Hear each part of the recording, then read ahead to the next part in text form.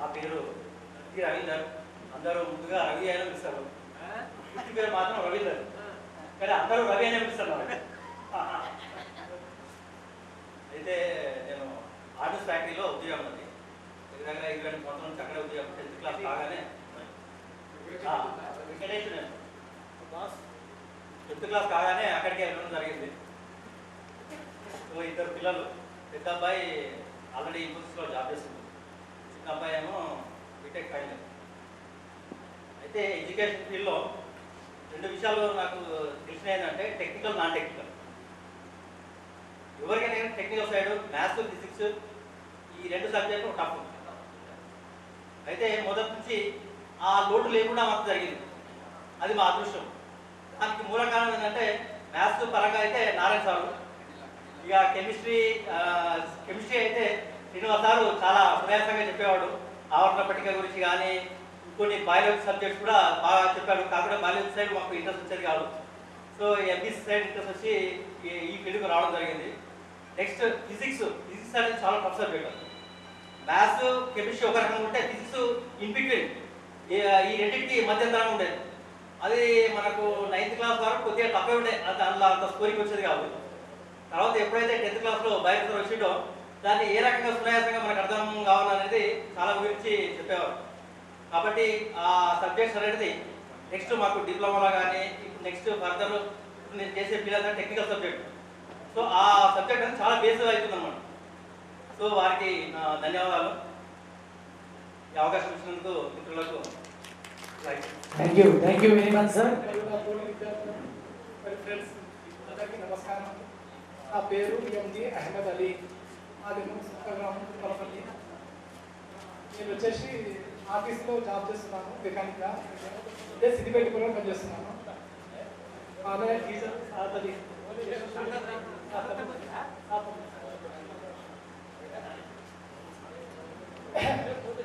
నాకు 2 కుమారులు, 1 కూతురు. అది ఇప్పుడు చదువుకుంటున్నాను. చెప్పాలంటే ఏంటంటే ఒక విషయం మాత్రం నేను చాలా గర్వంగా చెప్తాను. ఎందుకంటే చిన్నప్పుడు 10th క్లాస్లో స్పీచ్ ఇచ్చేవాళ్ళు, చదువు చెప్పాలి. అది నాకు వచ్చేసి టాపిక్ ఏంటంటే వరకట్నం గురించి చెప్పాలి. వరకట్నం గురించి చెప్పాలంటే దాని గురించి ఒక 3-4 రోజులు బాగా స్టే చేస్తాయి. నా వంతు వస్తుంది ఇక తర్వాత నేను చెప్పాలని చెప్పేసి.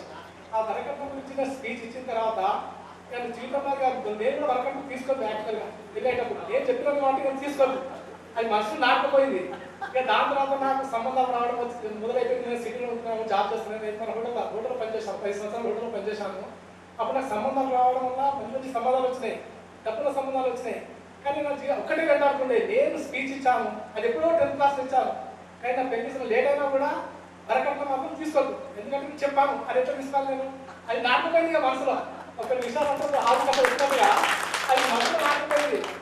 ఇక మా వాళ్ళు చెప్పారు, అరే నీకు లైఫ్ ఉంటుందా, నీకు జాబ్ లేదు, ఏం లేదు, నువ్వు మంచిగా నీకు మంచి సెటిల్ అవుతావు, నువ్వు జీవితంలో నీకు బయట పంపిస్తారు, నీకు సౌదీ పంపిస్తారు, అలా పంపిస్తారు, ఇది పంపిస్తారు. అంటే నాకు సంబంధం కట్టం, మీకు సంబంధం కావాలి. అట్లాంటి బీదలు దొరుకుతారు. బీదలు అంటే మనకు ఫైనాన్షియల్ పెద్దగా సపోర్ట్ ఉంటుంది కాబట్టి ఏదేమైనా సరే అట్లాంటి అమ్మాయిని చూసి పెళ్లి చేస్తున్నాను. కాకపోతే ఆర్థికంగా మధ్యతరగతి ఉన్నాను కాబట్టి కానీ చాలా సంతోషంగా ఉన్నానండి. అదొకటి మాత్రం చాలా ఆ టాపిక్ చెప్పించడం వల్ల మాలో కొన్ని విషయాలు అది మారకపోతే జీవితాంతం మేము అలాగే ఉండేది. నేను కాదు, నా పిల్లలతో కూడా అదే, మీరంతా మీరు చెప్పడాలి. అంతేగాని ఈ కట్నాలు ఇవి అంతా తీసుకోవడం అవి, ఎందుకంటే ఆ ఒక విషయంలో నేను చాలా లాక్గా ఉన్నాను కాబట్టి గర్వంగా చెప్పగలుగుతాను. ఇదంతా మన ఆశీర్వాదాలు, టీచర్లు, ఉపాధ్యాయులు, అందరికీ ఇప్పుడు వచ్చేది. ఇప్పుడు నాకు ఎందుకంటే నేను హైయర్ ఎడ్యుకేషన్, ఇంకోటి ఏంటంటే ఆ టీఎస్ఆర్టీసీలో మెకానికల్గా నా అంత హయ్యర్ మా రీజన్లో ఎవరు చదువుకోలేదు. నేను ఒక పీజీ చేశాను, ప్లస్ డిప్లొమా చేశాను, ఒక మెకానికల్ జాబ్ చేస్తున్నాను. ఎందుకంటే ఇలా రేపు నాకు ఫ్యూచర్ ఉంటుందని చెప్పేసి. కానీ ఇప్పుడు ఒక 2 నెలల్లో కూడా నాకు ప్రమోషన్ కూడా రావచ్చు కాబట్టి మీ అందరి ఆశీర్వాదాలు ఉండాలని తప్పకుండా నా తరఫు ఒక చిన్న ఏది ఫంక్షన్ కూడా ఏర్పాటు చేస్తాను. అది వచ్చిన తర్వాత ఏ వీడియో వరకు చేస్తున్నాను.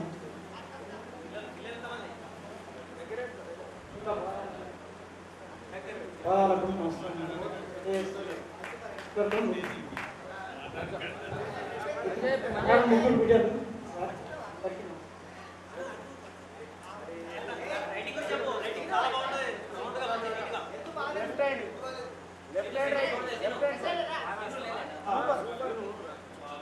మాది ప్రాపర్ దుంపలపల్లి. నేను పెద్దగుండలో ఎస్ఎస్సి దగ్గర చదివాను. ఇప్పుడు నేను హైదరాబాద్లో ప్రైవేట్ కంపెనీలో జాబ్ చేస్తున్నాను. 15 సంవత్సరాలు అవుతుంది నేను హైదరాబాద్లో చేయబట్టి. మా అబ్బాయి మొన్న జనవరి 15 తారీఖు ఫారెన్ వెళ్ళాడు. ఒక అమ్మాయి ఇప్పుడు బీఈడీ చేస్తుంది. ఇద్దరు నాకు పిల్లలండి.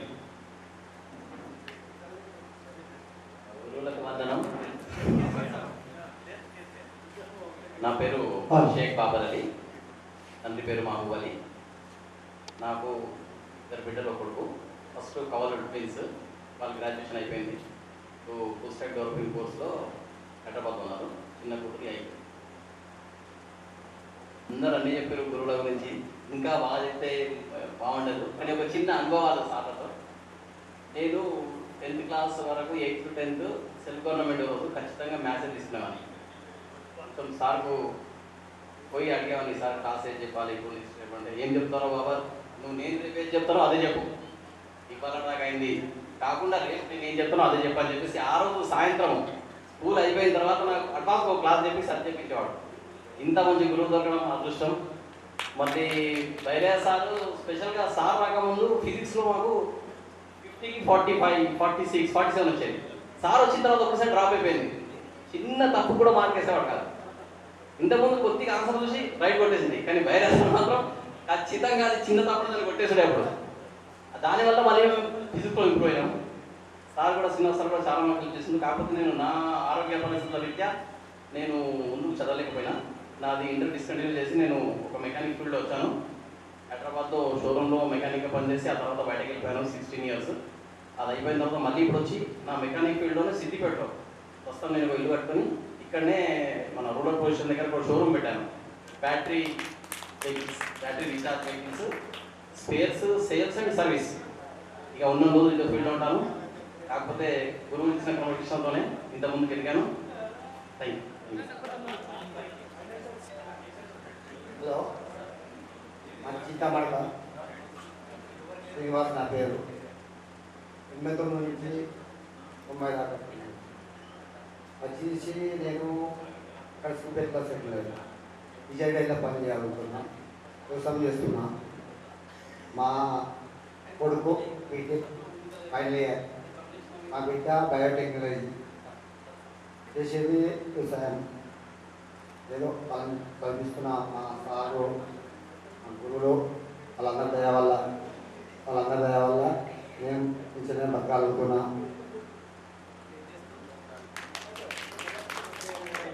నమస్కారం.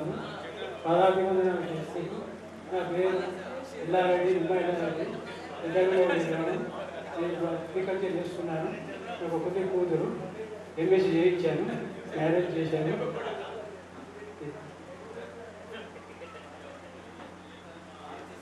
సార్ అందరికీ నాకు ఒక కొడుకు. నేను ప్రస్తుతం వ్యవసాయం చేసుకుంటున్నాను తెలంగాణలో. మా భార్య employee, government employee, Panchayat secretary చేస్తుంది. కూడా రాంపూర్ పంచాయత్ సెక్రటరీ. ఇంటి వెంట ఒక ఇల్లు కట్టుకున్నాను. ప్రస్తుతాన్ని వ్యవసాయం చేస్తున్నాను. ఇల్లు కట్టుకున్నాను సార్. ఇల్లు కట్టిన సార్ ఈ నుంచి వ్యవసాయం చేశాను. అవును సార్. సార్ విజయం వెనకాల మేడం ఉంది. వారి పేరు కొలిశెట్టి హనుమంతపల్లి, మాది దుమ్మలపల్లి. పై దగ్గర పెట్టుకున్నాను. నాకు 2 పిల్లలు. నేను ఇప్పుడు వ్యవసాయం చేసుకుంటున్నా. నాకు గురువులు సహకరించారు కాబట్టి చాలా ముఖ్యమైన సంతోషం వ్యక్తం చేస్తాను. Thank you very much sir. ముందుగా మరి ఇక్కడికి విచ్చేసినటువంటి మిత్రులందరికీ కూడా ప్రత్యేకమైనటువంటి ధన్యవాదాలు తెలియజేయాలి. ఎందుకంటే మేము మిమ్మల్ని చూడాలని ఏ ప్రయత్నం చేస్తే ఈ ప్రయత్నం చేసేవాడే మేము వచ్చామన్నారు. అది వాస్తవం కాదు. మీరు కూడా చూడాలని ఆపత్రయం కొద్దే మెసేజ్ల మీద మెసేజ్లు బహుశా ఇబ్బంది పెట్టి ఉండొచ్చు. అందుకు సర్వదా క్షమించాలని కూడా ఈ సందర్భంగా తెలియజేస్తున్నాం. ఇక నా జీవన విషయానికి వస్తే నేను 5వ తరగతి ఉండగానే మా నాన్న చనిపోవడం, ఆ తర్వాత మరి తిమ్మాపూర్లో టీచర్ యొక్క సహకారంతో క్రికెట్ కొనసాగించడం, ఆ తర్వాత మరి నారాయణ సార్ గారు పెద్దగూడలో పనిచేయడం, అది నా అదృష్టమే. ఎందుకంటే నాకు అప్పటి పరిస్థితి చూస్తే నేను చదవడమే కష్టం, మరి ఈ స్థాయికి వచ్చిన అంటే నిజంగా గురుదేవుడు పెట్టినటువంటి భిక్షనే తప్ప నేను సొంతంగా సంపాదించిన అయితే లేదండి. దయచేసి ఇక్కడ నాకు ఒక విచిత్రం జరిగిందండి.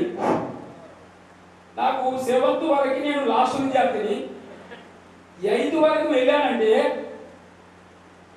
మరి మెల్లమెల్లగా 8కి వెళ్ళిన తర్వాత 9th అయిపోయింది. బహుశా 10th లో శర్మ సార్ గారి పరీక్షలో ఎఫ్ఏ2 పెట్టాడు. నేను 2 పేజీలు రాసిన, 23 మార్కులు వచ్చినాయి. అందరూ కూడా నమ్మలేని పరిస్థితి, నేను కూడా నమ్మలే. సార్ దగ్గరికి వెళ్ళిన, ఏం సార్ అంటే, అరే నువ్వు రాసిన 2 పేజీలలో అర్థవంతమైనటువంటి విషయం ఉంది, అందుకే 23 మార్కులు వేసిన. అప్పుడు ఆశీర్వదించాడు, అరే నువ్వు కనుక కష్టపడి ఇట్లానే చదివితే నా ప్లేస్ లో నువ్వు వస్తావు. నిజంగా గురువు పెట్టినటువంటి చెప్పినటువంటి మాట కొట్టు పోకుండా నా జీవితంలో నిజమైంది. కానీ చిన్న చివరగా సార్ని చూడలేకపోయానే, అదే నా దురదృష్టంగా భావిస్తానని. 10th క్లాస్లో చెప్పినటువంటి ఆ విషయము నిజంగా నేను నమ్మలేదండి. సార్ అప్పుడు అన్నాడు, అది నా జీవితంలో ఇప్పుడు నిజమైందండి. కాబట్టి దీన్ని బట్టి ఏంటంటే, గురువు ఒకసారి మనకు ఒక మాట చెప్పాడంటే, నవ్వుతో నభవిష్యత్తి తప్పకుండా తీరుతుంది. ఇది నా జీవితంలో నిజమైందండి. ఇంకొక విషయం అండి, నారాయణ సార్ గారు నా ఫీజులతో సహా నిజంగా చెప్తున్నాను, ఏ గురువు కూడా ఎవరు కూడా నాకు సహకరించే సమయంలో పెద్దగూడలో వెళ్ళిన నారాయణ సార్ గారు బుక్స్ విషయంలో కానీ అన్ని విషయాల్లో కూడా నాకు సహకరించాడు. నేను ఎందుకంటే నేను డే పని చేయాలి, మళ్ళీ నడుచుకుంటూ అక్కడికి వెళ్ళాలి.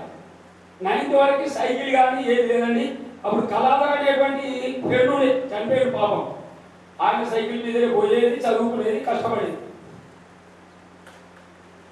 ఆ విధంగా గురువులు పెట్టినటువంటి భిక్ష వల్ల నేను ఈ రోజు ఈ స్థాయిలో నిలబడ్డానంటే వాళ్ళకి సహస్ర కోటి నమస్కారాలని తెలియజేయాల్సిందే. నేను బతుకున్నంత వరకు వాళ్ళకి రుణపడి ఉండవలసిందే. అయితే ఇక్కడ నేను 8th అయిపోయింది, మెల్లమెల్లగా ఇటు మ్యాథ్స్ లో కవర్ అవుతున్నాను, అటు తెలుగులో కవర్ అవుతున్నాను. బహుశా నేను నమ్మలేదండి. సార్ గారు ఫిజిక్స్ అప్పుడే వచ్చిండు. నాకు అర్థం ముందు ఫిజిక్స్ కి నాకు టచ్ లేదు, కాస్త దూరమే. 1-2 సార్లు గద్దించాడు. 3వసారి అట్లా ఒక నెల రోజుల్లో సార్ని అనుకరించాను. ఆ 10th క్లాస్లో నేర్చుకున్నటువంటి ఫిజికల్ సైన్సే నేను డిగ్రీ అయిపోయిన తర్వాత తిమ్మాపూర్లో 4 సంవత్సరాలు ఫిజికల్ సైన్స్ టీచర్గా పనిచేశానండి. మరి నిజంగా సార్ గారు ఎంత బాగా ఇంటర్మీడియట్లో నేర్చుకుని లేదండి. నేను పోయేది ఆ మాసం ఉన్నాను చదవండి, నేను చదివేది దుబాకలు. ఇప్పుడు నాగేంద్ర సార్ వాళ్ళ కొడుకు మధు నా క్లాస్మేట్. అరే ఏంట్రా మాసం పుణ్యానికి వస్తావు, మ్యాథ్స్లో పాస్ అయ్యావు అనేవాడు. అయినా 1 సంవత్సరం అనివార్య కరోనా గ్యాప్ అయింది. ఆ తర్వాత మళ్ళీ డిగ్రీ వెళ్ళానండి సిద్దిపేట కాలేజ్. అక్కడ ధర్మారెడ్డి అనేటువంటి సార్ ఉండేవాడు ప్రిన్సిపాల్. నేను పోయి ఎంపీసీకి అప్లై చేసిన. సార్ అంటాడు, నీకు తెలుగు పండి అంటే హెచ్డిపిలోనే సీట్ ఇస్తా. నేను ఇయ్యాక పేపర్ సీట్ ఇయ్యా, నెల రోజులు తిరిగినానని నమ్మవచ్చు నమ్మకపోవచ్చు. ఈవెన్ ఇప్పుడు మాజీ ముఖ్యమంత్రి అయినటువంటి కేసీఆర్ నుంచి సిఫారసు తీసుకుపోయినాను. తీసుకెళ్ళి ఇస్తాడు పో కేసీఆర్ కాలేజీలో సీట్ ఇస్తాడు పో, నేను ఇయ్యా అన్నాను. అక్కడ సిద్ధారెడ్డి సార్ అనేది తెలుగు లెక్చరర్ ఉన్నాడు. ఒకసారి పిలిచాడు, 15 రోజులు దిగానండి సీట్ గురించి. పొద్దున్న తినాలి, పోవాలి, పడుండాలి. అరే ఇది సీట్ రావాలంటే ఒకటే పని, ధర్మారెడ్డి ప్రిన్సిపాల్ సార్ ఇది ఓ పొద్దున్న 7 గంటల ఓ అక్కడ నిలవాడు. ఫస్ట్ నేను అసలే రాకమన్నాడు, దగ్గర రాలేడు. అట్టొక్క 8 రోజులు ప్రయత్నం చేయరా, ఈ సీట్ వస్తుంది పో అన్నాడు. నిజంగా ఆ తెలుగు సార్ మాట అట్లా నిజమైతే ఇక్కడ చెప్పినటువంటి తెలుగు ప్రొఫెసర్ అయినటువంటి నందిని సిద్ధారెడ్డి సార్ గారు నిజంగానే ఫస్ట్ రోజు పోతే దగ్గర రాలేదు, సెకండ్ పోయినా 3, 4, 5వ రోజుకు ఏందిరా పాత పిల్లడు వచ్చినాడు, పొద్దున్న రాగానే నిలబడుతున్నాడు, ఏం సంగతి అన్నాడు. లేదు సార్ నాకు సీట్ కావాలి. మరి ఏం కావాలా, ఇంగ్లీష్ మీడియం ఇస్తా. నాకు ఇంగ్లీష్ రాస్తా, ఇంగ్లీష్ మీడియం చాలా వెనుకబడిపోయింది. తెలుగు మీడియం ఎంపీసీలోనే కావాలి. ఎంపీసీలో ఎక్కడ ఉన్నాయా మరి, నా కోటాలు ఉన్నాయా, కాలేజీలు ఉన్నాయా, లేవురా. ఇచ్చే పరిస్థితి నీ ఇష్టం ఉంటే హెచ్డిపిలో చేయి, లేకపోతే లే. ఇక పోటీకేసాడు ఏం అర్థం కాలేదా. నెల రోజులు తిరిగినా అని నమ్మొచ్చు నమ్మకపోవచ్చు. ఒక రోజు చూసి అరే లాస్ట్ ఛాన్స్ హెచ్డిపి ఇస్తున్నా, సీట్ ఇస్తున్నాను, నువ్వు ఫెయిల్ అయినావు అనుకో అట్లా ఇయ్యా నా కాలం రాసియా. ఇదో తిరకాసు ఇదేంటి ఇక మరి తప్పలేమో అని చెప్పేసి ఒక కాగితం కూడా సార్ రాసిస్తాను. నిజంగా ఫైనల్ ఇయర్లో 45 మంది కానీ 20 మంది పాస్ అయ్యాము, అందులో నేను ఒకటిగా ఉన్నా. ఈసీ ఇచ్చేటప్పుడు నన్ను మెచ్చుకున్నాడు, నిజంగా నా మాట నిలబెట్టినావు రాదు. ఆ సార్ పెట్టినటువంటి భిక్ష హెచ్డిపిఏ నాకు ఈ రోజు జీవన మనుగడకి ఉపాధికి ఆధారమైందని. ఇక చూడండి, గురువు చెప్పినటువంటి మాట పొల్లుపోకుండా అక్షరాల నిజం అవుతుందని చెప్పడానికి నేను నిదర్శనం అండి. నేను నిజంగా తిమ్మాపూర్లో చూసుకుంటే ఫిజికల్ సైన్స్ టీచర్ని, కానీ ఇప్పుడు నేను చెప్పేది తెలుగు మాత్రమే. ఆ తెలుగు చెప్తూ నిజంగా ఈ 10-15 రోజులు నాకు సెలవులు వచ్చాయి. చంద్రం దాంతోపాటు మల్లేశ్వర మిత్రుడు ఒకసారి ఫోన్ చేసిండు, ఏం రా మరి మనం పెడదామా, ఇది ఎట్లా చేద్దాము అంటే సరే రా నేను ఒక విషయం పట్టుకున్నానంటే దాన్ని వదల పట్టుకోవడం సర్వసామాన్యంగా ఏ విషయం జాబ్ విషయంలో కూడా నా క్లోజ్ ఫ్రెండే నీకు జాబ్ వస్తుందా రా అన్నాడు. ఎందుకు రాదు అన్న ఒకటే నెల రోజులు సిద్దిపేటలో రూమ్ తీసుకుంటున్నాను, తెలుగు పండిత ఉద్యోగాన్ని సాధించానండి. అంటే నేను ఏదైనా అనుకుంటే ఖచ్చితంగా అవుతుంది. ఇక నా కారణ విషయాన్ని ముందుగానే వదిలేస్తాను. ఇక్కడ కూడా ఈ 8-10 రోజుల్లో కూడా నాకు నిరాశ ఎదురైంది. అలాంటి సమయంలో రామరెడ్డి ఒకసారి నా ఫోన్ ఖరాబ్ అయిందండి. ఇది ప్రత్యక్షంగా జరిగిన విషయం. మెసేజ్ పోతలేదు, ఎక్కడి నుండి రెస్పాన్స్ ఉండలేదు, అసలు అవుతుందా లేదా, ఈ 8 రోజులు వేస్ట్ అవుతుందా. ఇక నారాయణ సార్కి మేము ఆల్రెడీ చెప్పేసిన మరి మా డిస్టి తప్పుకుంటే బాగుండదు, ఏదేమైనా సరే చూద్దాం, ప్రయత్నం చేద్దాం అనేటప్పటికీ రామరెడ్డి సత్యరెడ్డి ఇద్దరు కూడా వెంటనే మెసేజ్ పెట్టాడు, మేము తప్పకుండా మేము ఈ బోర్డు పాస్ కాకపోయినా వాళ్ళని ఆడ్ చేసే బాధ్యత మాదన్నారు. కొండల వాము వచ్చేసిందండి. ఇక తెల్లారి నుంచి రోజు మెసేజ్ పాట లేకపోతే సూక్తి, ఆ సూక్తితో ఈ పాటలో ఆ మెసేజ్ మొత్తం మీద సక్సెస్ కావడానికి అవి ఉపయోగపడినాయండి. ఇది నేను ఆ మెసేజ్ వల్ల కావచ్చు, సాగు చెప్పినటువంటి విద్య కావచ్చు, పట్టు మీద కూడా చేసిన ప్రయత్నం వల్ల ఈ రోజు మనం అందరం కూడా ఇక్కడ గ్యాదర్ కావడానికి అదే కారణం అండి. అప్పుడు ఇప్పుడు ఎప్పుడైనా నేను ఒక విషయం పట్టుకుంటా అంటే ఆ విషయం నాకు చెప్పింది ఎవరంటే మన నారాయణ సార్ గురువు గారే అండి. అప్పుడు కూడా ప్రయత్నం చేయరా వచ్చి తీరుతుంది అన్నాడు. అప్పటికి ఇప్పటికి ఎప్పుడు వస్తూనే ఉంది, కోరిక తీరుతూనే ఉంది, ఫలితాన్ని పొందుతూనే ఉన్నాను. నేను వెంకటాపూర్లో పనిచేస్తున్నటువంటి సమయంలో ఒక్క మెసేజ్ పిల్లలందరికీ కూడా కాపీ ఇప్పించగలిగిందండి. ఒక్కటే మెసేజ్ పెట్టాను, సార్ కూడా తెలియదు తప్పదు సార్. వెంటనే వచ్చేసరికి కాపీలన్నీ ఇచ్చేసిపోయింది. ఏమైంది ఏమి అంత ఆశ్చర్యం, ఏమైంది ఆయన ఎట్లా వచ్చిండు, ఎప్పుడు రాలేదు, ఎట్లా ఒక మెసేజ్ పంపిన సార్ జెండావందన సందర్భంగా బీదోళ్ళు మన దగ్గర కొంచెం మీరు ఇస్తే ఇవ్వండి, ఇంతకుముందు ఆయన ఇచ్చాడు, ఇప్పుడు కూడా ఇవ్వండి మీరు అని చెప్పి ఒక మెసేజ్ పెట్టాను. వెంటనే హైదరాబాద్ చూచాడు, కాపీలన్నీ ఇప్పించిపోయాను. ఏంటి సార్ ఎట్లా ఎందుకు వచ్చినావు అంటే మీ తెలుగు సారే నాకు మెసేజ్ పెట్టాడు, నాకు ఇవ్వాలనిపించింది ఇచ్చేసిన అన్నాడు. ఇప్పుడు నేను చెప్పలేదండి, అది నేను వచ్చిన తర్వాత కాపీలు పంచుకున్నాడు. నేను మొన్న పోతే నీ మెసేజ్ చాలా పనిచేసింది సార్ అని విధుమౌలు సార్ అని నాకు కోవర్కర్ కాసులాబాద్లో చెప్తే నేను నిజంగా నా మెసేజ్లో ఇంత మహత్యం ఉందిరా బాబు, అన్ని మెసేజ్ వస్తుంటాయి పోతుంటాయి. ఈ మెసేజ్లే ఈ రోజు మన అందరినీ కూడా ఒక 30-40 మందిని కలపడానికి నిజమని నిరూపించడానికి ఆ మెసేజే పనిచేసిందండి. కాబట్టి మనం పెట్టే మెసేజ్ ఖచ్చితంగా ఉంటే, వాస్తవికంగా ఉంటే, నిజంగా అది నిజమైనట్టు ఉంటే, మనం చేసే పని నీతి నిజాయితీతో కనుక ఉంటే ఇప్పుడు కాకపోయినా ఒకప్పుడైనా ఫలితాలు ఇస్తుందని చెప్పడానికి ఈ సమావేశంలో నిదర్శనం. కాబట్టి నేను నిజంగా అదృష్టవంతుని అనుకుంటానండి. ఆ శర్మసాని నిజంగా ఇప్పుడు లేరు, ఆయన ఎక్కడున్నా కూడా సంతోషంగా ఆ పూలనీళ్ళు స్వర్గంలో ఉన్నారు, పూల చెట్లకు నీళ్ళు పోస్తారన్నాడు. ఆయన ఉన్నంత కాలం తప్పకుండా అట్లే పోయాలి. నేను ఆయనకు నా జీవితం ఉన్నంత వరకు కూడా రుణపడి ఉంటానండి. ఆయన గారు కూడా నారాయణ సార్ కానీ మరి స్వర్గస్థులైనటువంటి బాబురెడ్డి సార్ గారు కానీ. ఇక ఈ తర్వాత నాకు ఒక ఫోన్ వచ్చిందండి, మా మిత్రుడే, ప్రేమిత్రుడు, ఇప్పుడు మంచి స్థాయిలో ఉన్నటువంటి మిత్రుడే. ఏమిరా పక్క ఊరిని పట్టించుకుంటున్నావు, ఊళ్ళో విడిచిపెడుతున్నావు అన్నాడు. ఏంటి ఏం చేశాకంటే అక్కడ ఏది అక్కడనే ఒక గెట్ టుగెదర్ ప్లాన్ చేస్తున్నావు, మన ఊరు విడిచిపెట్టువు అన్నాడు. కాదురా నేను విడిచిపెట్టలేదురా, మెసేజ్ పెట్టినరా, ఎవరు రెస్పాన్స్ రాలేదు, అందుకని వాళ్ళు రిక్వెస్ట్ చేస్తుందా అంటే నువ్వు చేసినవో చేయలేదో నాకు తెలియదురా, దీపావళి వెళ్ళే లోపు కనుక నువ్వు తిమ్మాపూరు పూర్వ విద్యార్థుల సమ్మేళనం నువ్వు నిర్వహించలేకపోయావో ఆ తర్వాత చెప్తా అన్నాడు. ఇక ఇది ఆ బాధ్యత మీ తీసుకోవాల్సిన పరిస్థితి ఏర్పడుతుందండి. ప్రతి దానిలో కూడా నిజంగానండి నాకు నిజంగా ఆ గురువు లేఖన భిక్ష వల్ల ఈ వృత్తిలో మంచిగా ఉపయోగపడుతుంది. నేను ఇప్పుడు 2009 నుంచి 18 వరకు కాసరాబాద్లో పనిచేసానండి. రెండోసారి కూడా అక్కడికే ప్రమోషన్లో పోయానండి. నేను అనుకోలేదు. అక్కడ పోయినటువంటి పూర్వ విద్యార్థులు ఫస్ట్ రోజు నుంచి వాళ్ళే ఇప్పుడు 60 ఉన్నటువంటి సెట్లు 75 అయిందండి. నేనేం చెప్పలేదు, నేను పోలేదు. సార్ వచ్చిన వార్త వినగానే ఆటోమేటిక్గా మోడల్ స్కూల్ ఇక్కడ అక్కడ తెచ్చి 75 చేసేసారు. అక్కడ ఎవరో మా రామచంద్రనే ఉన్నాడు. ఏ తమ్మి నువ్వు ఇంకొక సంవత్సరం ముందు వస్తే వాళ్ళ స్ట్రెంత్ 100 ఉండేది, అనవసరంగా నువ్వు ఇప్పుడు వచ్చావు. నేనేం చేసినా అన్నా అంటే లేదు తప్పకుండా వాళ్ళకు ఒక నమ్మకం ఉంది కాబట్టి మనం చేసే పని నమ్మకంగా ఉంటే ఎక్కడైనా ఎప్పుడైనా నిర్భయంగా బతకొచ్చు. మనకి ఇచ్చే విలువ అదే వస్తుంది.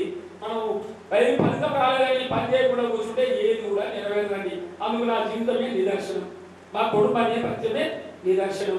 అప్పుడు ఇప్పుడు ఎప్పుడైనా కూడా సార్కి శాస్త్రపూర్తి నమస్కారాలను తెలియజేస్తూ ఈ అవకాశాన్ని కల్పించినందుకు మీ అందరికీ కూడా మరొక్కసారి శాస్త్రపూర్తి నమస్కారం తెలియజేస్తూ ఒకసారి భూమాన అన్నాడు, ఒక మాట అన్నాడు, మళ్ళీ ఈ అవకాశం వస్తుందో లేదో అన్న. భూమాన గారు మీరు ఏం భయపడకండి, ప్రతి సంవత్సరం కూడా ఈ గెట్ టుగెదర్ పార్టీ ఉంటుంది. అందుకు నేను ప్రయత్నం చేస్తానని కూడా ఈ సందర్భంగా మీకు తెలియజేస్తున్నాను. బహుశా ఈ సార్లు ఇంకా 1000 బతకాలని నేను కోరుకుంటానండి. మనకు ఆయుష్పోవచ్చు దాన్ని కోరుకోవడం నా కనీస ధర్మం. అదే పద్ధతి పాటిస్తూ సార్ కూడా మెసేజ్ పెట్టాను, మీకు తెలిసిందే విషయం అయినా చెప్పడం నా కనీస బాధ్యత. ఈ 4 అక్షరాలు తెలుగులో మాట్లాడే సామర్థ్యాన్ని ఆ శర్మ గారు రైట్. అదేవిధంగా ఇక పెద్దగుండెలో నా మీద కోపం అండి. దయచేసి అదే బాధ్యతలండి. మీరందరూ కూడా నా మిత్రులు అండి, ప్రియమిత్రులు, అందుకే సహచర మిత్రులు అని సంబోధిస్తుంటా అండి. అన్నాముల కన్నా ఎక్కువ అండి. ఈ ప్రపంచంలో అన్ని బంధాల కన్నా గొప్ప బంధం ఏది అంటే స్నేహబంధమే. ఎవరి దగ్గర చెప్పుకోని విషయాలన్నీ కూడా మనం స్నేహితులతో చెప్పుకుంటాం, అది సహజం. అందుకే నేను మిమ్మల్ని సంబోధిస్తాను, అప్పుడప్పుడు కోపం వచ్చినా మిమ్మల్ని తింటానండి, మళ్ళీ ఎవరు ఒప్పుకోడండి. కాబట్టి పెద్దగొండవేలు వాళ్ళు కూడా అన్నారు, మరి ఏది గెట్ టుగెదర్ పార్టీ పెద్దగొండవేలు చేసేది ఉండే కదా అన్నారు. నేను ఒక్కటే మాట చెప్పిన మెసేజ్లో నేనే పెట్టినా, తప్పకుండా మీ మనుషులకు కనుక ఇబ్బంది కలిగి ఉంటే క్షమించండి, ఈ రోజు కార్యక్రమానికి అయితే రండి. ఒక్క మాటతో నిజంగా ఒక 5-6 మంది వచ్చేసారండి. నిజంగా ఒక మాటలో అంత మాట చెప్తుందని ఇప్పుడే ఇచ్చానండి. నేను రానుకున్న వాళ్ళందరూ కూడా వచ్చేసారు. నేను 20 అనుకున్నాను, 30 దాటిపోయింది. అంటే మనం చెప్పే మాటలు కనుక సత్యం ఉంటే మనం అనుకున్నటువంటి కార్యక్రమం సజావుగా కాకుండా దిగ్విజయంగా అవుతుందని చెప్పడానికి ఆశ్చర్యం లేదండి. నెక్స్ట్ ఇప్పుడు కేవలం బ్యాచిలర్స్ తోనే వచ్చామండి.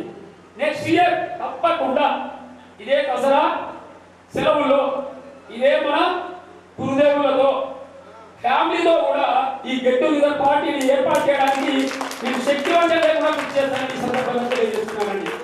మరి సాలు గారు కూడా ఇలా చెప్పగానే అన్నాడు, నాకు పాలమాగలలో 2 ఉండేగా 2 ఇది ఇద్దరితో నేను మాట ఇచ్చే పరిస్థితి వచ్చింది, నువ్వు రాకపోతే పోయేది. చూడండి ఆ దేవుడు అనేవాడు ఎట్లా ఉంటాడో. నేను అప్పుడే గురువు గారి దగ్గరికి వెళ్ళడం, అప్పుడే గురువు గారు అక్కడ ఉన్నటువంటి ప్రోగ్రామ్స్ క్యాన్సల్ చేసుకోవడం, మనకు అవకాశం ఇవ్వడం. నేను అనుకోలేదండి నిజంగా. అంటే మనకి పాట అయ్యేది ఉంది, ఆ భగవంతుడు మనకు సర్వదా మనతో ఉన్నాడు. ఈ రోజు మరి 35 ఏళ్ల తర్వాత కలుసుకోవడం అంటే అది అంత ఆశామాషి వ్యవహారం కాదండి. మన ఏది యాంకర్ గారు చెప్పారు, మేము 90లో పెట్టినటువంటి దానికి 60 మంది వచ్చారన్నారు. మాది 35 ఏళ్ళ సాధించడంలో కూడా ఒక 30 మందిని సేకరించగలిగానంటే ఇంకా కావాలి నాకు ప్రయత్నం, అంతా కావాలి. 100% వచ్చి నేను పెట్టాను, 100% వస్తేనే నేను సంతోషపడతా, అందరిని చూస్తేనే సంతోషపడతా. ఇక్కడ ఈ అందరికన్నా సంతోషాన్ని పొందింది నేనేనండి. 35 ఏళ్ళ కూడా ఎవరు ఏ పరిస్థితిలో ఉన్నారో ఎట్లా అయినో కొంతమంది చనిపోయారు పాపం, వాళ్ళని చూసుకోలేకపోయాం. ఈరోజు మీకు యాంకర్ గారు మౌనం పాటించడానికి ఇచ్చినటువంటి ప్లాన్ అంతా కూడా నాదేనండి. యాంకర్ గారు కూడా ఈ సందర్భంగా ప్రత్యేకమైనటువంటి ధన్యవాదాలు తెలియజేస్తాను. ఏ యాంకర్ కూడా తనదైన శైలిలోనే ప్రయత్నం చేస్తాడు తప్ప మనం ఇచ్చిన దాన్ని పక్కన పెట్టే పరిస్థితి ఎక్కువ ఉంటుంది. నేను కూడా అదే అనుకున్నా, దయచేసి నాకు యాంకర్ ఇవ్వచ్చు, కాకపోతే నేను పాఠశాల స్థాయిలో. నేను దయచేసి ఇక్కడ యాంకర్ నన్ను తప్పుగా అర్థం చేసుకోవద్దు, ఎందుకంటే ఆయనకి నేను సర్వదా కృతజ్ఞుడును. ఎందుకంటే మనం ఇచ్చింది ఒక మ్యాటర్ అవుతుంది, చెప్పింది ఒక మాట. ఒకటే చెప్పిండు, సార్ మీరు చెప్పింది నేను అట్లానే వస్తా, మధ్య మధ్యలో నేను మసాలాలు వేస్తానన్నాడు. మసాలాలు వేస్తూ అసలు విషయాన్ని అయితే చూడండి, దాన్ని తప్పకుండా తప్పకుండా పాటించాడండి. అందుకు నిజంగా యాంకర్ గారు కూడా మరి శాస్త్ర కూడా పుస్తకాలు తెలియజేస్తూ ఈ అవకాశాన్ని ఇంతసేపు సాధారణంగా మాట్లాడడానికి అవకాశం కల్పించిన మీ అందరికీ కూడా మరొక్కసారి శాస్త్ర కూడా నమస్కారాలు తెలియజేస్తూ ముగిస్తున్నానండి. జై జై భారత్, జై తెలంగాణ. మీరు ఇచ్చినటువంటి ఫైల్ 90% ఉపయోగపడిందని ఖచ్చితంగా కూడా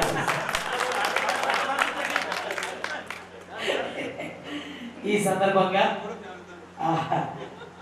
నిజంగా నారాయణ సార్ దంపతులు ఇక్కడికి రావడం చాలా ఆనందదాయకం.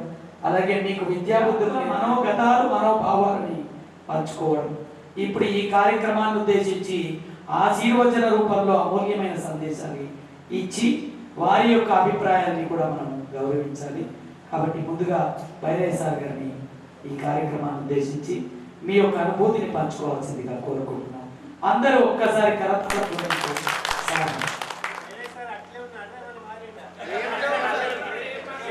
వైరయ్య సార్ అప్పుడే అనగా సార్ సంతూరు డాడీ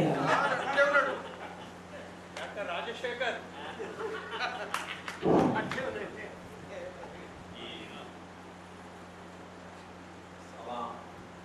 సమావేశానికి విచ్చేసిన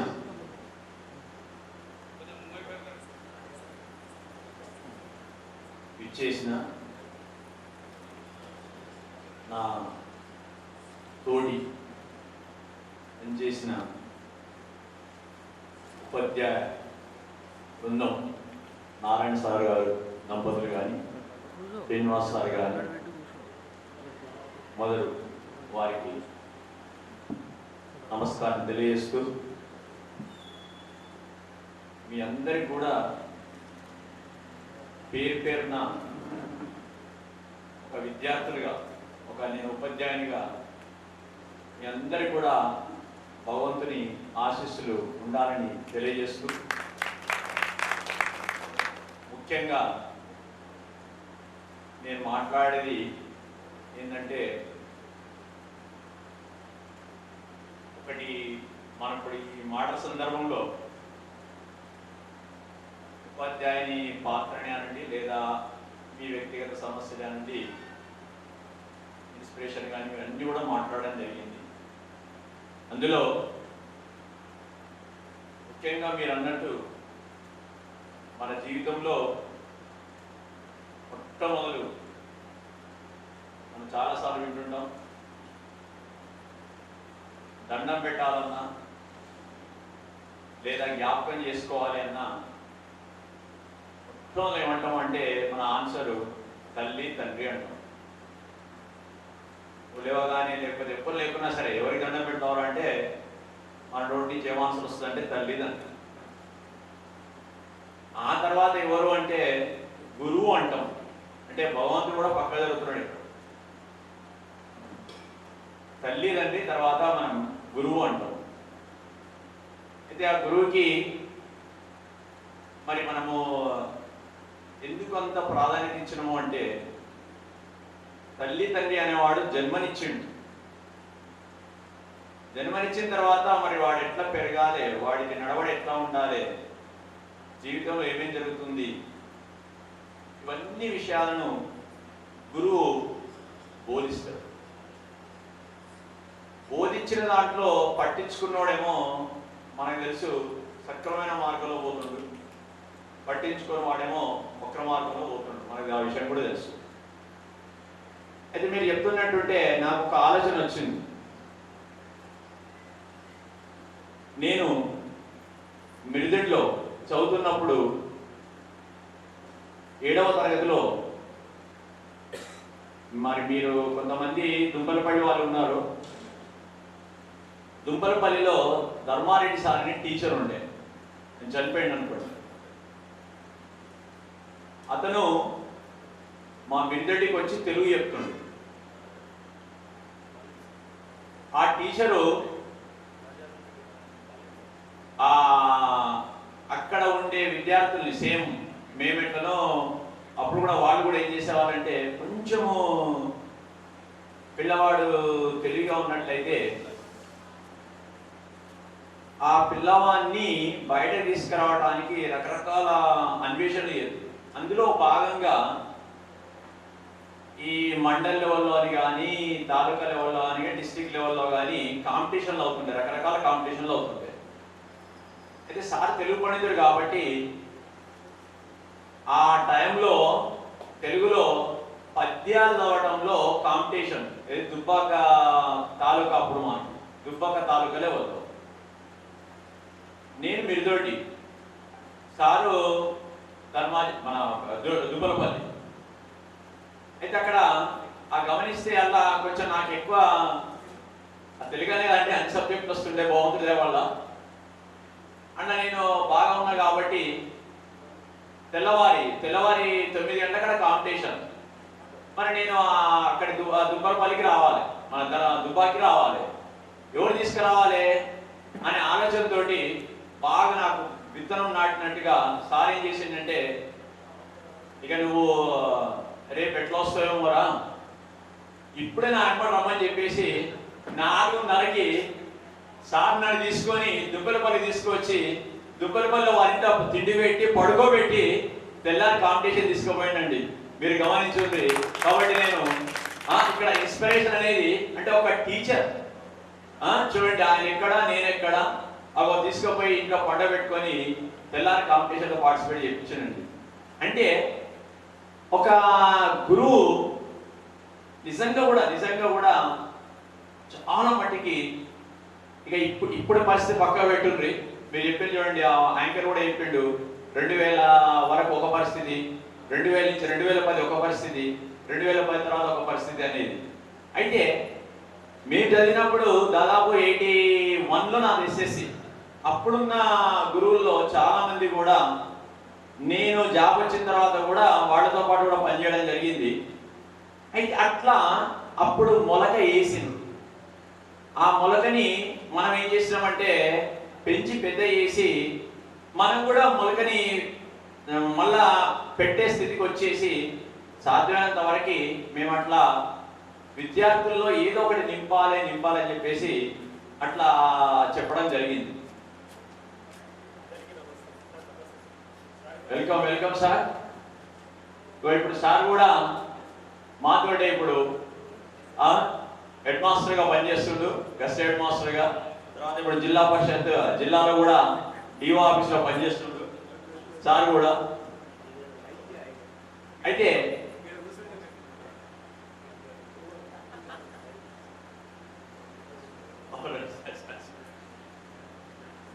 సార్ కూడా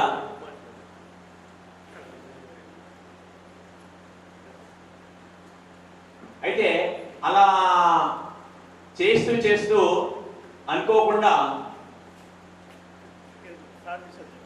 మనం ఈ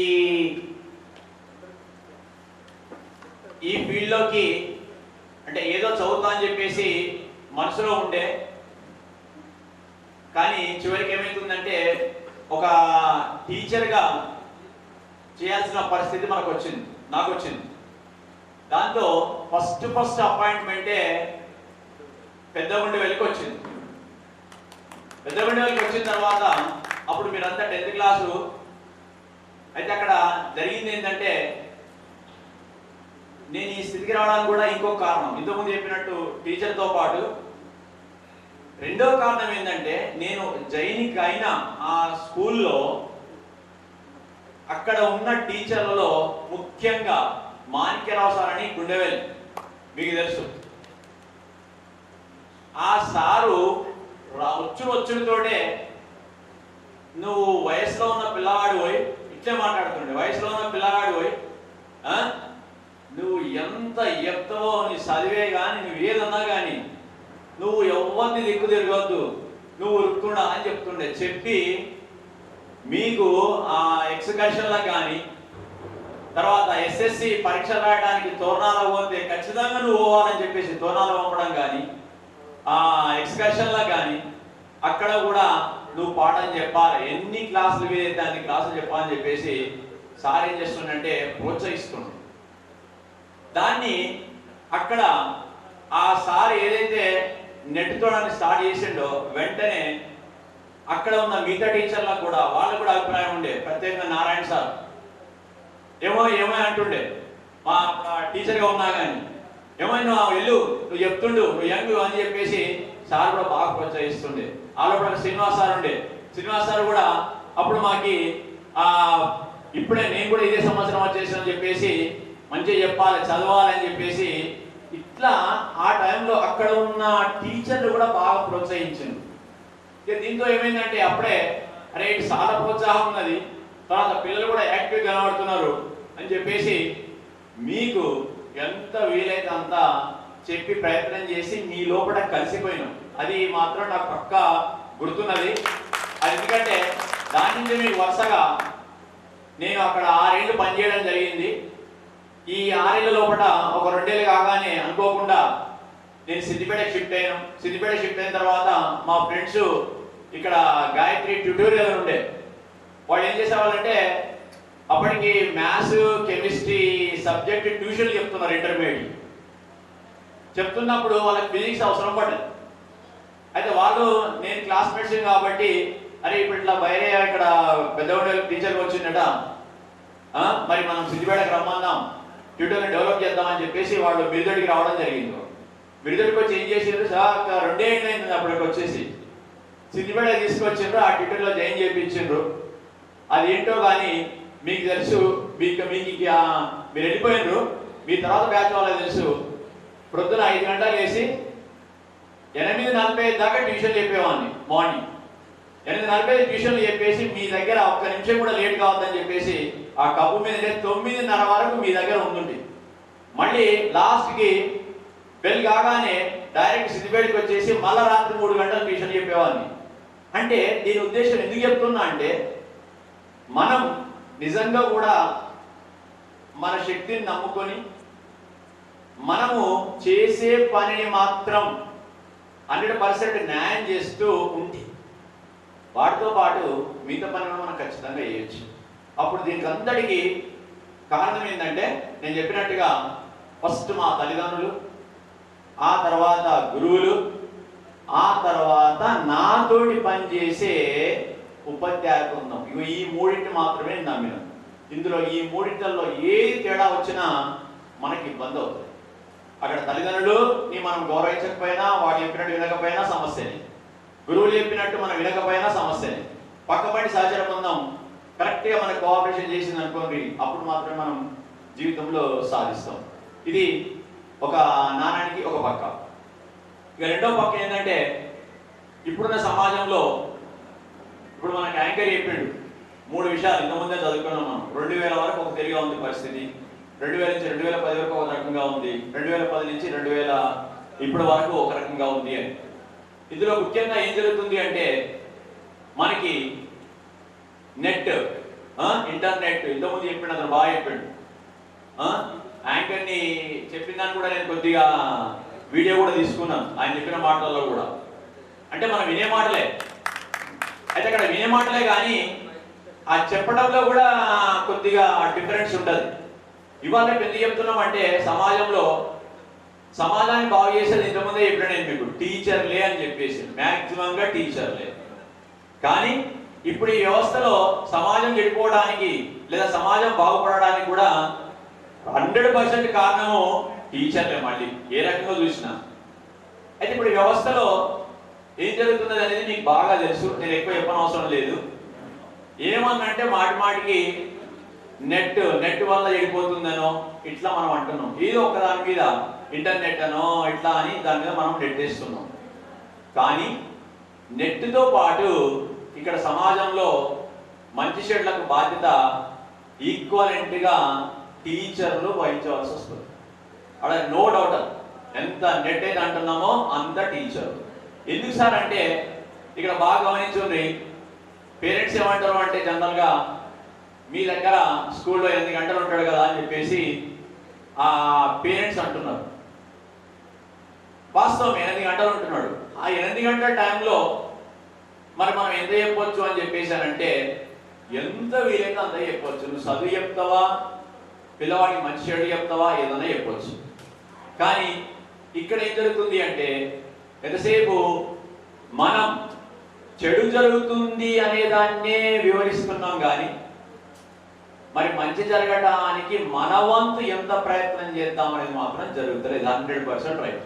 కాబట్టి ఒక పక్క మంచి కావాలన్నా చెడు కావాలి అన్నా నెట్ ఎంత అదైతే బాధ్యత కలిగి ఉందో దానికి ఈక్వలెంట్గా టీచర్ కూడా అంతే బాధ్యతగా ఇక్కడ మనం ప్రవర్తించాల్సి వస్తుంది. తర్వాత ఇంతకుముందు నాకు చాలా సంతోషమైంది, 3 టీచర్లు అయినం సార్ అని చెప్పేసి. ఇప్పుడు మన ఈసారి కూడా కొత్తగా జాయిన్ అయ్యింది, ఇప్పుడు 4 టీచర్లు కూడా. ఇక్కడ అర్థమైందంటే ఆ 4 టీచర్లకి దాదాపు ఇప్పుడు కనీసం 2012 అన్నారు, ఇలా 2024 దాదాపు 12 ఏళ్ళు అవుతుంది. ఈ 12 ఏళ్లలో వాళ్ళు జాయిన్ అయినప్పుడు ఎట్లుందో పరిస్థితి చూసుకోండి, ఇప్పుడు పరిస్థితి ఎట్లుందో చూసుకోండి. మేమైతే అవసాన దశకు వచ్చినాం, ఎండింగ్కి వచ్చినాం ఇప్పుడు జాబ్లో. ఇక అంటే ఎక్కువ కూడా వ్యవస్థ బాగుపడాలి అంటే లేదా నష్టపోవాలంటే కూడా మ్యాక్సిమంగా టీచర్లే. నేను మాత్రం ఇప్పుడు అదే జాబ్లో ఉన్నాయి కాబట్టి చెప్పగలుగుతున్నా, మ్యాక్సిమంగా టీచర్లే. కాకపోతే ఏంటంటే పూర్తిగా బాధ్యత వహిస్తారా అంటే పూర్తిగా వహించకపోవచ్చు, కనీసం తన మంది ఒక 50% అన్న టీచర్ కనుక మనం అది చేయగలిగితే ఖచ్చితంగా కొంత మార్పు తీసుకురావచ్చు. ఇక నేను ప్రత్యేకంగా ఇంకెక్కువ మాట్లాడదలుచుకోలేదు, 2-3 పాయింట్లే. ఇక లాస్ట్ పాయింట్ ఏంటంటే మీరు నాకు బాగా ఇవాళ వాస్తవాన్ని చెప్పకూడదు, ఇప్పుడు కూడా ఒకటి అంటే మనకి సంబంధించి ఒక బ్యాడ్ న్యూస్ వచ్చింది. ఆల్రెడీ ఇంకోటి కూడా అటెండ్ కావాల్సింది ఉండే. అయినా నేను ఆ రోజు వాళ్ళు బాగా నడిచే వాళ్ళు వస్తే కూడా చెప్పిన దాదాపు ఉండే ప్రయత్నం చేస్తున్నాయా, కాకపోతే ఇట్లే ఏదో ఒకటి మాకు కొన్ని జరుగుతున్నాయి కాబట్టి రాగలేకపోతుండొచ్చు అని చెప్పి ఆయన చెప్పిన మాటతోటి ఖచ్చితంగా అలా అటెండ్ కావాలని చెప్పేసి కూడా నేను వచ్చేసి మీ అందరినీ ఇక్కడ ప్రత్యేకంగా మీరు మాట్లాడిన దాని గురించి అని కాదు, మీరు నన్ను చూడడం అనేది, ఎందుకంటే నాకు ఫస్ట్ ఇయర్ బ్యాచ్ ఇది 89-90లో నేను ఫస్ట్ అపాయింట్మెంట్ అయిన టీచర్ని కాబట్టి మిమ్మల్ని చూడాలి, మీరు ఎట్లా ఉన్నారు అనేది చూడడానికి మాత్రం ప్రత్యేకంగా వచ్చినట్టు. ఇది మాత్రం నా పూర్తిగా నోటి నుంచి కూడా అంటే నా మనసు నుంచి కూడా చెప్తున్నమాట. ఎందుకంటే ఫస్ట్ బ్యాచ్ అయింది, ఫస్ట్ బ్యాచ్ లో ఎంత ఉంది రియాక్షన్ అనేది. ఎందుకంటే ఇంతకుముందే మీ దగ్గర నేను 6 సంవత్సరాలు పనిచేస్తే ఇప్పటికే 2 సంవత్సరాల పిల్లలు మీ గుండెవేలి పిల్లలు పిలిచి అక్కడ సన్మానం చేసిండ్రు. ఇది మీ 3వ బ్యాచ్ ఈ 6 ఏళ్లలో. తర్వాత నర్మెంట్లో నేను పనిచేసిన ఆడొక 2 ఏళ్ళు. ఎక్కడ పనిచేసినా ఆ భగవంతుడి దయ వల్ల ఎన్ని ఆటంకాలు వచ్చినా రిజల్ట్ పరంగా మాత్రం ఎక్కడ పనిచేసినా రిజల్ట్ పరంగా కూడా బాగా వస్తుంది. అది నాకు చాలా సంతోషం. ఇప్పుడు ఎక్కడైనా ఫర్ ఎగ్జాంపుల్ నర్మెంట్లో నేను 6.5 ఏళ్ళు హెడ్ మాస్టర్గా పనిచేస్తున్నా. 6.5 ఏళ్ళు కూడా అల్లలో కూడా ప్రతి సంవత్సరం అక్కడ మనకి ఎస్ఎస్సి రిజల్ట్లో కానీ తర్వాత IIITలో కానీ ఎవ్రీ ఇయర్ 1-2 సీట్లు, తర్వాత మనకి 9 పాయింట్ల జీపీ అనేది మీరు బాగా గమనించండి. 2014-2015లో సిస్టమ్ ఇంట్రొడ్యూస్ అయింది పాయింట్లలో ఇచ్చుడు. అంతకుముందు మార్క్స్ ఉండే, అప్పుడు ఉమ్మడి జిల్లాలు ఉండే.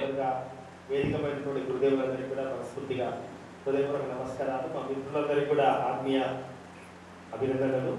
మంచి కార్యక్రమం ఏర్పాటు చేసి ఈరోజు దాదాపు 1990 అంటే 35 సంవత్సరాలు.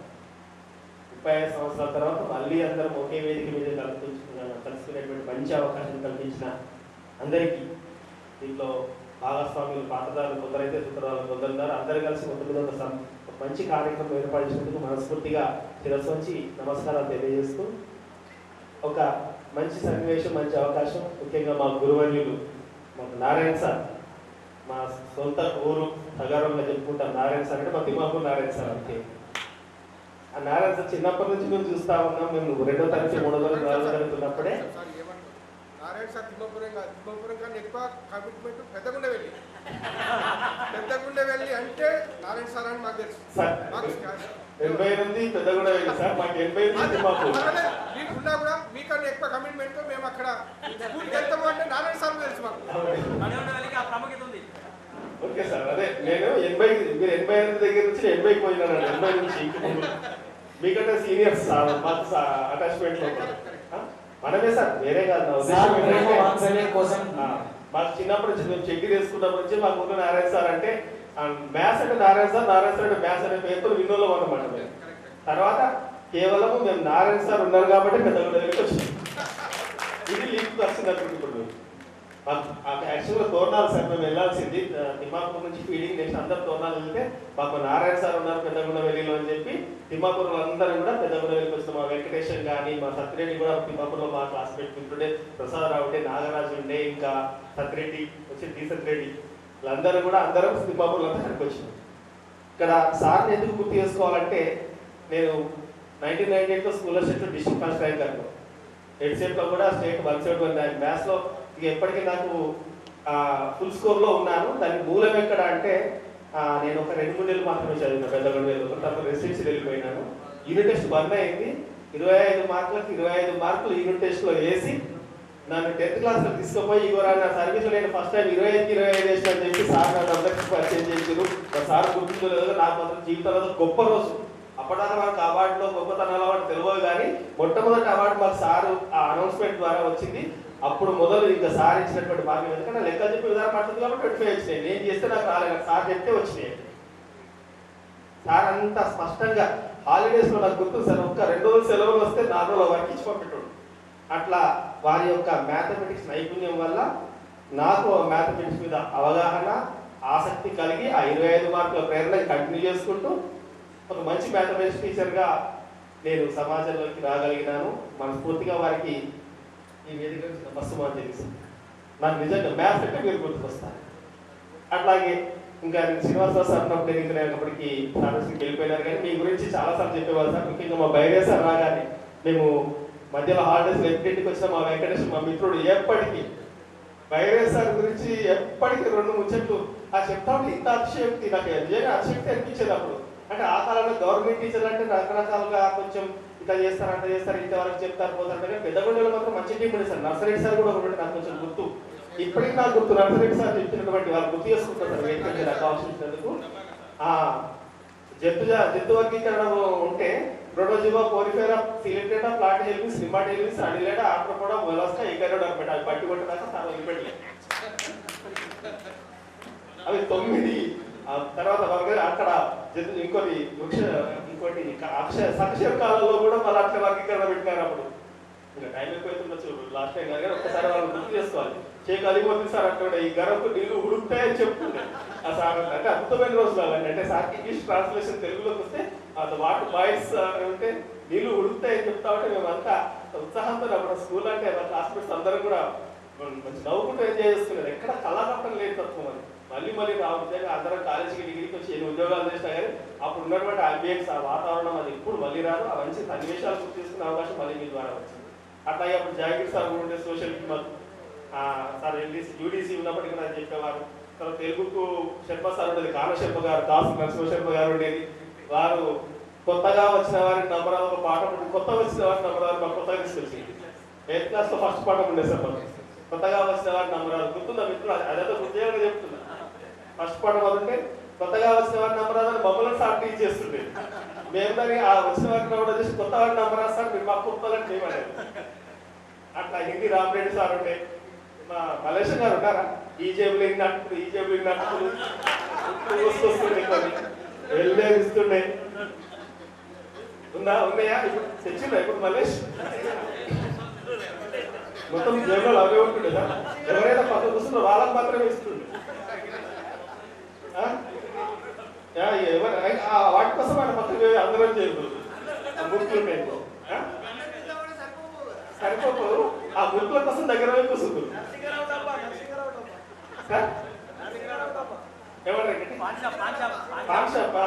అట్లా.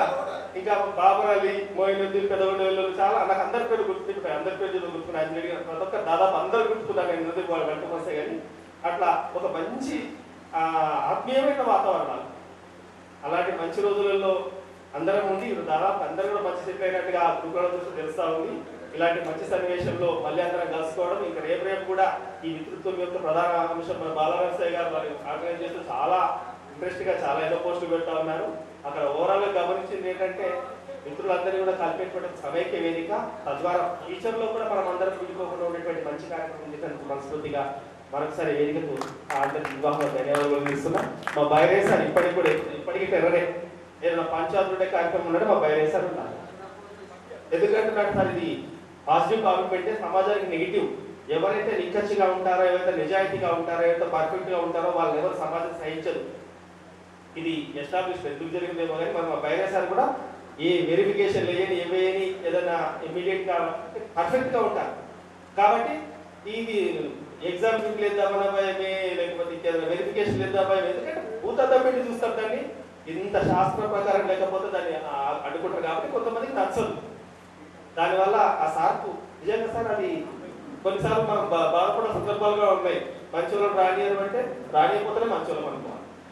ఆ పెట్టల కోటమి అవమానం అనుకోసం నిజంగా మీరు బాధపడగల. ఇప్పటికి కూడా మంచి పేరు ఎక్కడ ఇంతకు సార్ చెప్పినట్టుగా పెద్దగొండలో కానీ, తర్వాత నర్పేటలో కానివ్వండి, ఇప్పుడు మరపడగలో ఉన్నారు, మరపడలో ఉన్నారు. ఇప్పుడు మాట్లాడలేదు సార్ మాకు రోజు ఏదో రకంగా పరిచినటువంటి గొప్ప వ్యక్తి, మంచి ఉపాధ్యాయులు, మంచి ప్రధానోపాధ్యాయులు, మంచి కమిట్మెంట్తో చేసుకుంటూ ఇప్పటికీ అప్పుడు 1989లో మీకెంత మనకెంత ఉత్సాహంతో మనకు సర్వీస్ ఇచ్చినారో ఇప్పుడు కూడా అదే కమిట్మెంట్, అదే ఖచ్చితత్వంతో ఉన్నటువంటి వారు ఇంకా కూడా సమాజానికి అవసరం. అలాంటి గురువులు ఉండడం నిజంగా మన అదృష్టం. శ్రీనివాసరావు సార్ చాలా విన్నాను కానీ తర్వాత నాకు ఎక్కువ బాగా కనెక్టివ్ లేదు సార్, అనేది భావించద్దు. అయినప్పటికీ మా మిత్రులు చెప్తా ఉంటే ఒక మంచి సైన్స్ టీచర్గా మీరు ఉన్నటువంటి మీరు వేసిన బీజం ఆ తర్వాత తరాలకు కూడా ఎంతో మందికి ఇప్పుడు మాకు మార్గదర్శకంగా ఉంటుంది. ఇంత మంచి గురువులను ఇచ్చినందుకు ఆ భగవంతుడు కూడా ధన్యవాదాలు. అట్లాగే వీళ్ళు మళ్ళా ఒకసారి వేగం పిలిచినందుకు మీకు కూడా ధన్యవాదాలు తెలియజేసుకుంటూ మీ ఆశీర్వాదాలు మా అందరికీ ఎప్పటికీ ఉండాలి. మా టీం అందరి మీద కూడా, మా విద్యార్థుల బృందం అందరికీ కూడా మీ ఆశీర్వచనాలతో మాకు సహకరించాలని కోరుకుంటూ చివరిగా ఇంకా మా మేడం యొక్క సార్ మేడం కూడా వారు కూడా మాకు ఇక మా ఊర్లో కాబట్టి బాగా ఆత్మీయంగా ఉన్నటువంటి పెద్దలు. ఎందుకంటే మీ సహకారం లేని సార్ మాకు అంత సేవలు ఇచ్చేవారు కాదు కాబట్టి సార్ చేసిన ప్రతి సేవలో మీ భాగస్వామ్యం ఉంటుందనే విషయాన్ని గుర్తు చేస్తూ దీనికి నిర్వహణకు సహకరించిన అందరికీ ప్రవీణ్ బాగున్నారా అందరికీ కూడా మరొకసారి ధన్యవాదాలు తెలియజేస్తూ thank you sir, thank you, all the best. మరోసారి మీకు ధన్యవాదాలు. మా సార్ మరొకసారి నమస్కారం. Thank you sir. ఉపాధ్యాయుల యొక్క వేదిక మీద ఉన్నటువంటి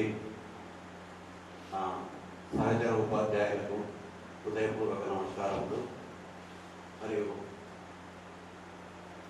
89-90 బ్యాచ్ విద్యార్థులకు నా యొక్క ఆశీస్సు.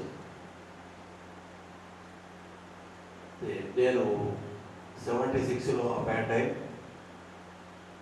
89లో ఉండవెల్లికి అదే సంవత్సరం, అంటే మీ బ్యాచ్ మీకు లాస్ట్ ఇయర్, నాకు ఫస్ట్ ఇయర్ అక్కడ. ఆ విధంగా మీతో నాకు సాన్నిధ్యం ఒకే సంవత్సరం ఉంది. అయితే గుండవెల్లిలో 9 సంవత్సరాలు పనిచేశాను. మరి గుండవెల్లిలో మనకు ఇంతవరకు 3 సార్లు గుండవెల్లి ఊళ్ళో కూడా ఆత్మీయ సమ్మేళనాలు ఏర్పరిచినారు. ఇది గుండవెల్లి విద్యార్థుల యొక్క సౌహృదయం మరియు సద్భావనతో మంచి కార్యక్రమాన్ని ఒకరు చూసుకుంటూ ఒకరు చేసుకుంటున్నారు. చాలా సంతోషం. మరి మీ అందరూ కూడా ఒక్కొక్కరు ఉన్నత స్థాయికి చేరి మరి మమ్మల్ని జ్ఞాపకం ఉంచుకున్నందుకు కూడా మేము కృతజ్ఞులం. ఎందుకంటే ఇవాళ రేపు పరిస్థితుల్లో ఉపాధ్యాయులను గౌరవించడం కానీ లేక ఉపాధ్యాయులతో ఉండే పద్ధతులలో చాలా మారినాయి. 76లో అపాయింట్ అయినటువంటి నేను అప్పటి పరిస్థితులకు ఇప్పుడున్నటువంటి విద్యార్థులకు, అంటే నేను 11లో రిటైర్డ్ అయినాను, ఆ 11 వరకే మార్పులు వచ్చినాయి. ఇప్పుడు 24 ఇంకా మార్పులు వచ్చినాయి. కానీ మీ లోపల మార్పు రానందుకు మాకు ఇంకా సంతోషం. మరి మీ అందరూ కూడా బాగుండాలని కోరుకుంటున్నాను. నాకు 2 అబ్బాయిలు, 1 అమ్మాయి, 3 సెటిల్డ్. మరి మీరందరూ కూడా ఇంకా ఉన్నత శిఖరాలకు చేరాలని కోరుకుంటూ ముగిస్తాను. Thank you sir, thank you very much sir.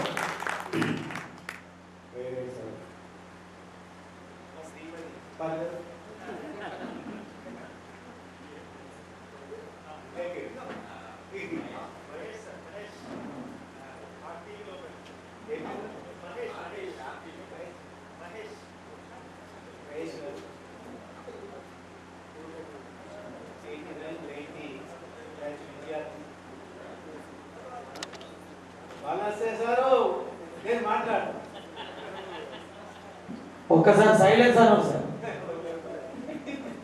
అనందిగా ఇప్పుడు అందరూ వాళ్ళే సైలెన్స్ అనే స్థితిలో అందరూ ఉన్నారు కాబట్టి ఎక్కువ పేర్లు ఎక్కిస్తారు ఇక. అయితే పెద్దగుండవెల్లికి నాకు చాలా పద్మాపురానికి చాలా దగ్గర సముద్రం అంతే కదా. మీ ఊరు మా అత్తగారు అదే కదా. అట్లాగే నేను పనిచేసిన ఊరు ఈ బంధం చాలా విలువైనటువంటిది. అది ఎప్పటికీ ఉండేది. ఇంత పూర్వం ఉన్న బ్యాచ్లు 2-3 బ్యాచ్లు పెద్ద సాధకులు చిన్న సాధకులు వాళ్ళు బాలకృష్ణ అలాంటి 2-3 బ్యాచ్లు చేశారు.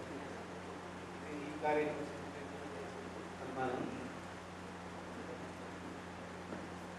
వాళ్ళసే మొన్న ఇంటికి వచ్చినప్పుడు చేద్దాం సార్ అంటే, సరే మరి ఇట్లా మీ పరిస్థితులు ఉన్నాయంటే సార్ మీ అవకాశం చెప్పండి అంటే, సరే వాళ్ళు క్యాన్సిల్ చేసి ఇక్కడ ప్రోగ్రాం పెట్టడం జరిగింది. దానికి మమ్మల్ని మిత్ర బృందాన్ని ఆహ్వానించడం చాలా సంతోషం. దాదాపు 10-11 మంది ఉపాధ్యాయులు ఉన్నటువంటి ఆ సమయంలో చివరికి మేము 3 టోకన్లు దిగాము. Venkata Reddy sir America, record assistant Jahangir garu, Ramesh sir ఉంటే మీ బ్యాచ్ సోషల్ చెప్పాడు కదా, వెంకటరెడ్డి సార్ కంటే ముందు 8th లో ఉండే వారు ఉన్నారు. నర్సారెడ్డి రామస్వామి జ్ఞాపకం చేసిండు. నర్సారెడ్డి సారు పరమపదించి, షేక్ అలీముద్దీన్, జి రామరెడ్డి, శర్మా సార్, వీరందరూ ఇంకా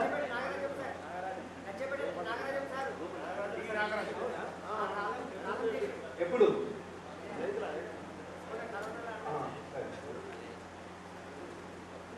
కాలము గతించిన కొన్ని మార్పులు సహజంగా వస్తూనే ఉంటాయి. ఎవరికి ఎప్పుడు పిలుపు వస్తుందో ఏదో తెలియదు. కానీ కొంతమంది మిత్రులు మనం మీ ఉపాధ్యాయులు మా మిత్రులు కోల్పోయాము. వారికి మనం పాటించడం కూడా జరిగింది. మీరు ఇప్పుడు శాసించే స్థితిలో ఉన్నారు. అంటే విద్య నేర్చుకునే స్థితి నుండి మీ స్థితి మారింది. మీరు ఒక లెవెల్కి వచ్చింది. అంటే తండ్రిని మించిన తనయులుగా వచ్చినట్టే లెక్క. గురువులు మించిన శిష్యులే అయింది. చాలా మంది ఉపాధ్యాయ వృత్తిలో ఉన్నటువంటి వాళ్ళు కావచ్చు, లేకుంటే ఏ వృత్తిలోనైనా వారు గర్వంగా తాము చెప్పుకునేటువంటి స్థితిలో మేము బాగా ఉన్నత స్థితిలో ఉన్నాం, మేము చేసుకునే ఏ పనైనా ఆ స్థితిలో ఉన్నామనే సగర్వంగా చెప్పుకునే స్థితిలో మీరు ఉన్నారు. కాబట్టి మాకు చాలా సంతోషం. మీరు చేసే వృత్తి ఏదైనా, వ్యవసాయమే కావచ్చు, ఇంకేదైనా షాపే కావచ్చు, ఇంకేదైనా ఏదో రకంగా మీ జీవన స్థితిని మెరుగుపరుచుకొని మీరు హాయిగా ఉన్నందుకు మాత్రం నేను చాలా గర్వపడుతున్నాను, మేము ఆనందపడుతున్నాను కూడా. ఒక చిన్న ఎగ్జాంపుల్ చెప్తాను. ఒక గురువుకు శిష్యులు, భారవి అనే కవి బహుశా అందరికీ తెలిసే ఉంటాడు, విని ఉంటారు మీరు. అతను మహాకవి.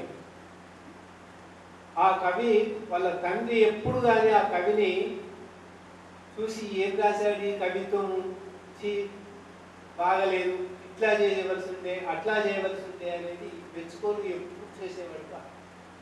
ఎప్పుడు చిన్న చూపే చూసేవాడు. భార్యతో అనేవాడు, ఇప్పుడు సమాజంలో ఇంకా ఇంకా ఇంకా ఎదగాలి, అంత సక్సెస్, జీవితంలో సక్సెస్ కాలేదు అని చెప్పేవాడు. ఆ భార్య ఏం చేస్తుంటే ఆ తండ్రి యొక్క మాటలు చాటుగా విని, నేను ఇంత మంచి కవిత్వం రాసి సమాజంలో ఈ స్థితిలో ఉన్నప్పటికీ కూడా నా తండ్రి ఇంకా నన్ను ద్వేషిస్తూనే ఉన్నాడు, నన్ను ఇంకా కోపడుతూనే ఉన్నాడు అని బాగా విసుకొచ్చేసింది తండ్రి. విసుకొచ్చి ఒకసారి ఏం చేస్తాడంటే, తండ్రి బయటకు వచ్చే స్థితిలో పేద బండరాయి తీసుకొని తల పగలబడదామని ఆలోచించాడు.